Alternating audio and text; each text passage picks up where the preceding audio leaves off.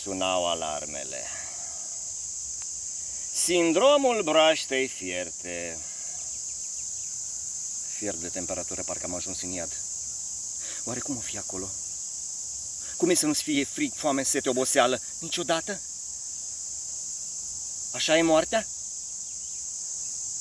Sau e opusul? Se ascute conștiința. Te vezi de sus? Cum se descompune corpul în milioane de virus, bacterii și microbi. Trăim toată viața mizerii și nu ne îmbolnăvim pentru că ne-am împrietenit cu microbii. Am uitat mirosul de balegă și fân. Vrem detergenți. Parcă era un înger Ariel. Niciodată nu am avut încredere în halatele albe. Mi se părea că ascund ceva. În copilărie, doctorul de familie fuma și îmi spunea să nu fumez. Puterea exemplului. Știu că vaccinarea e doar preludiul. Orgasmul e ciparea. Prefer să fiu absent de la lecția asta. Au scos cornul și laptele de la școală. Cornul avea paraziți, iar laptele era stricat pentru că era de la producător. Acum cine bea lapte de vacă e arestat. Poate lua boala vacii nebune. Nici porcii nu sunt siguri. Peste porcină. Doar cei de import sunt siguri. Iar dacă mănânci prea multe găini, tai mintea găinii. În gripa aviară de import. Fructele și legumele noastre sunt periculoase.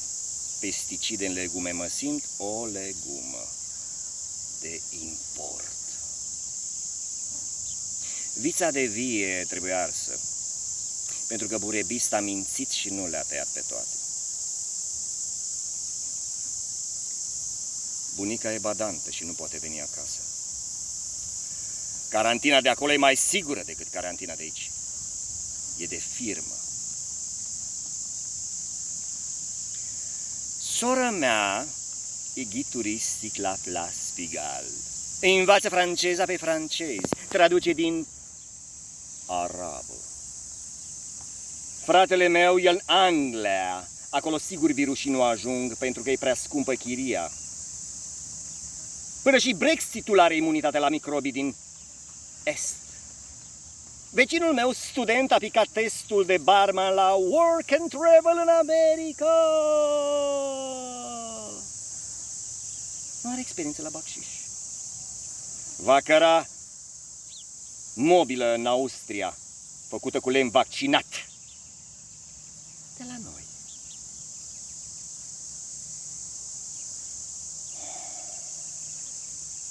În China lucrurile s-au liniștit. Au murit 66 de mii. Oricum se refac repede, au ginseng mult și ieftin, potență mare în China. Până la urmă, granițele nu mai contează dacă virusul nu poate fi controlat la aeroport în valiză. Dacă nu cumva virusul ăsta e invincibil ca Rambo sau 007 și trece neobservat. Ca un proiect de lege. A răsărit soarele. La 12 evacuez camera. E ca la hotel. Vin alții după mine să se distreze. Dacă ești pe stradă fără să fii vaccinat, ești împușcat. Au lunetiști pe blocuri turn, stau cocoțați cu amortizoarele pe antenele 5G și mănâncă nachos. Dar filmul nu mai începe. Doar reclamele. Nici măcar ăia care piratează filme. Sala e goală. După reclame din câțiva cu masca pe față și saci negri și adună peturi, resturi de oameni, bucăți din amintiri, seringi de unică folosință, vată, sticle de spirit, bilete rupte la Cinema Mall, nu mai rulează niciun film. A doua venire nu are spectatori. Spectatorii stau la coadă în vamă.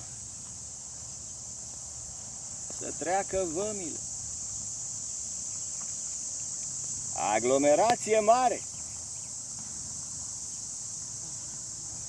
La microscopul lui Dumnezeu Oamenii par niște viruși.